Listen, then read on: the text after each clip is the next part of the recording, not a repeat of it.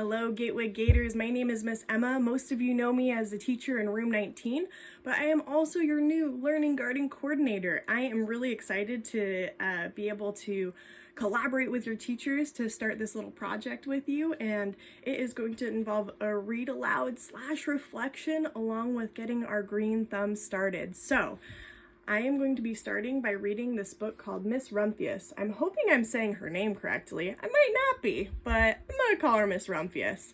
And it is one of my all-time favorite books. Some of you might have read this already, and that's okay. We'll just have a little review. But it is a winner of the American Book Award because it is so good.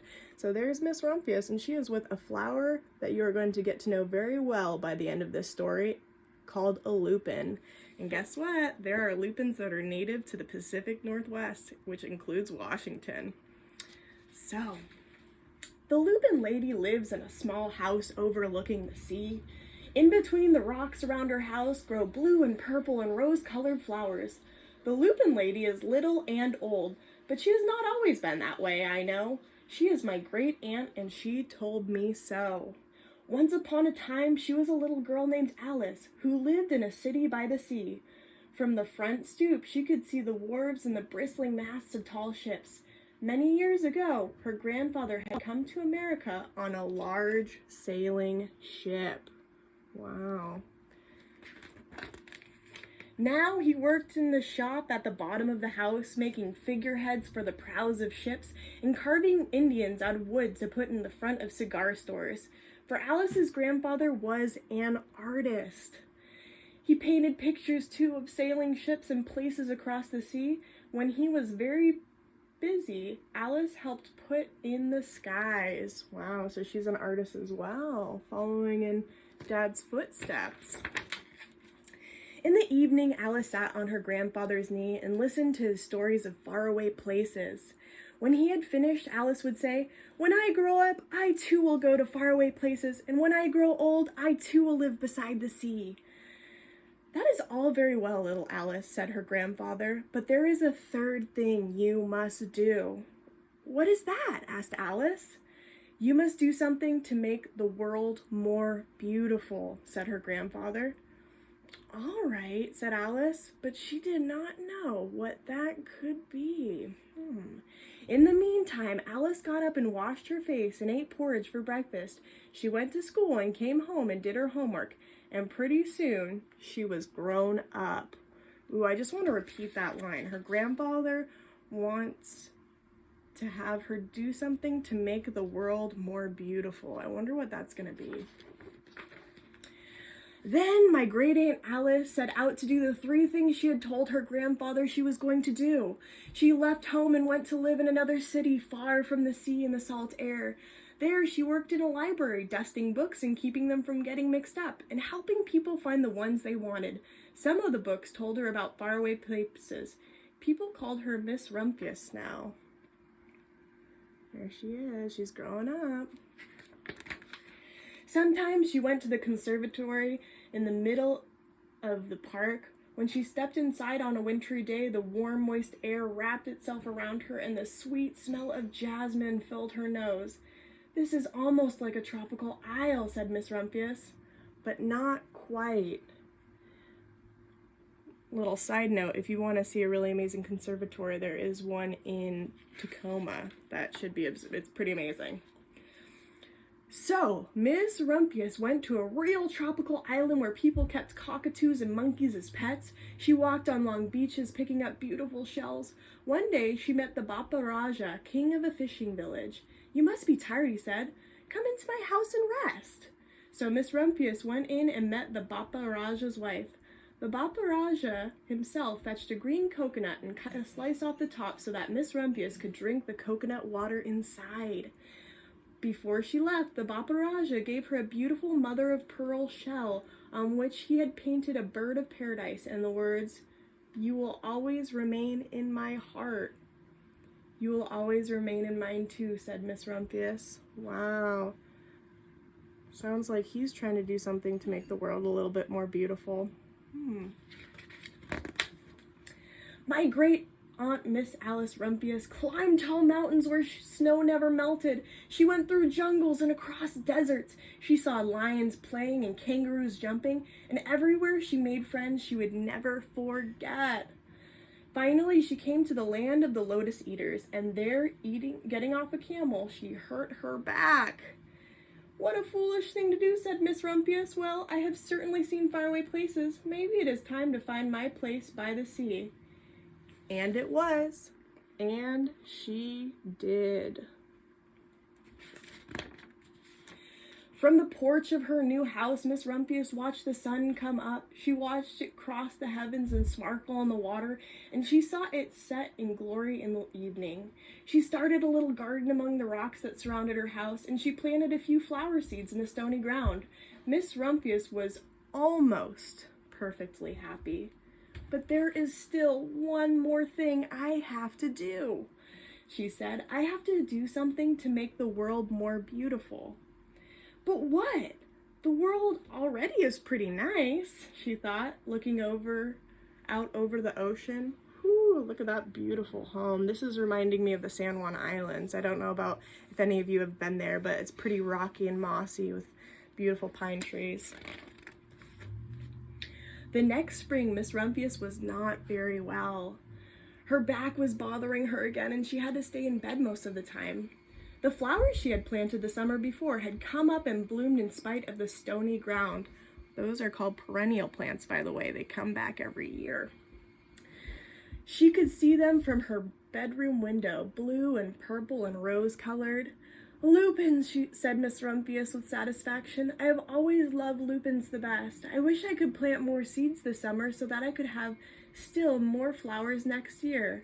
But she was not able to. So there's her outside her bedroom window. There's these beautiful lupins in all different shades. Looks like she's got some kitty love. I love that because I do love cats. After a hard winter came spring. Miss Rumphius was feeling much better. Now she could take walks again. One afternoon, she started to go up and over the hill where she had not been in a long time. "I don't believe my eyes," she cried when she got to the top.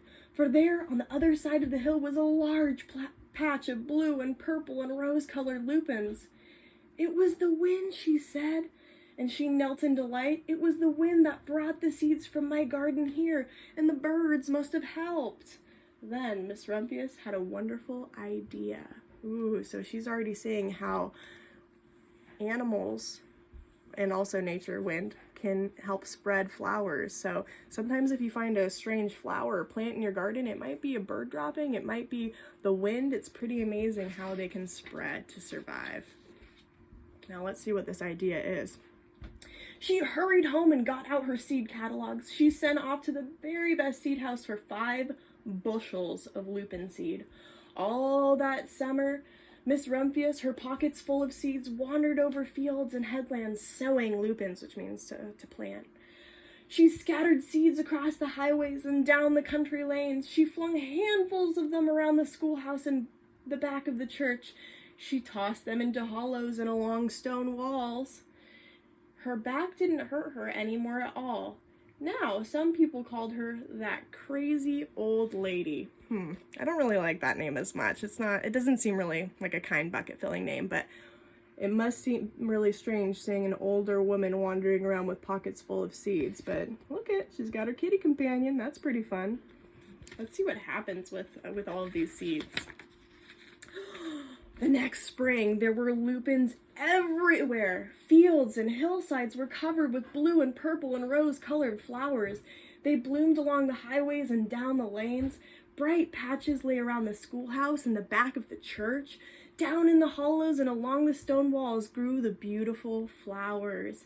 Miss Rumphius has done the third most difficult thing of all. So let's look at all these beautiful lupins. They are everywhere. She scattered them. She made a lot of foot traffic getting all the way over town, spreading those lupins. What did she do? My great Aunt Alice, Miss Rumphius, is very old now. Her hair is very white. Every year there are more and more lupins. Now they call her the Lupin Lady. Oh, I like that better than the crazy old lady. Sometimes my friends stand with me outside her gate, curious to see the old lady who planted the fields of lupins. When she invites us in, they come slowly. They think she is the oldest woman in the world. Often she tells us stories of far away places. When I grow up, I tell her, I too will go to faraway places and come home to live by the sea. That is all very well, little Alice, says my aunt, but there is a third thing you must do. What is that, I ask? You must do something to make the world more beautiful. All right, I say. So here's the kids waiting to come in, and here is our lupin lady telling kids some stories of her adventures. But I do not know yet what that can be. So this little girl sees how her great aunt made the world a more beautiful place by spreading lupins. And I want you, for a little assignment, to think about what is something you can do to make the world more beautiful. What is something you can do to make the world more beautiful? And I know that for Miss Rumphius, she made the world more beautiful by spreading flower seeds and making things visibly more beautiful. But another thing that you can do in your community to make it more beautiful is to help out in any way you can. So that could include volunteering. It doesn't have to just be planting flowers. It could be doing something kind for your neighbor, helping out your family in some way. I want you to really think long and hard about what's one thing you can do to make the world, or just zeroing it down to your community to make it a better place. Now, I really thought long and hard about this myself, and I know that with this pandemic going on, there are a lot of people out of work, and when there's a lot of people out of work, that means that there might be some people that are going hungry. And I thought, well, there's not a whole lot I can do about that, but there's a little thing I could do. I sent an email out to an organization called Little Free Pantries. It's a little movement, just like the Little Free Libraries, where you set up a pantry where you can put food in for people who need it. And that is what I have been doing on a small scale to make the world a little bit of a better place. So I wrote, I try to make the world more beautiful by making sure my community has food. So here's my little free pantry that I drew out. It's got some canned goods, it's got some yummies in it. It's yellow. You may have even passed it. I won't tell you where it is because I like the mystery of it, but a hint is there are black cats drawn all over it, inspired by my kitty Bella. And here is a bag of food. I make bags of food. I do little Ziplocs with water, a mask, and some snack items. I keep those in my car in case I see a homeless person on the side of the road that really needs an extra helping hand. So this is one way I'm trying to make the world a little bit more beautiful. I really am excited to see how you guys are going to make the world more beautiful. And there is actually a lovely donor who wanted to make the world a little bit more beautiful by spreading joy and flowers in the form of bulbs to you. So I am going to show you what we are going to do with your class. You are going to be getting to plant a paperwhite bulb. It's a little different from a lupin. It doesn't come from a seed. This is the seed, the bulb. It is part of the narcissus family. So if you guys know what daffodils are, then you know that this is kind of a cousin of it. It'll bloom some beautiful little star-shaped white flowers that smell delicious. And all you really need is a clear jar or cup. It doesn't have to be glass, it can be plastic. The key is I really like to make sure that it's clear, because then you can see the roots growing and watch its growth as it goes along, because it's pretty amazing to get to see how your green thumb is working, just like Miss Rumphius and her lupins. So you'll need a jar, you'll need a paperwhite bulb, which we're going to be providing to you, and you will need some rocks, which, oh my goodness, did I forget to bring my rocks in? Well, you will need some rocks, and what you're going to do is you're going to, here, guess what? I've got rocks on the side of my spot here. I'm just gonna do this as an example.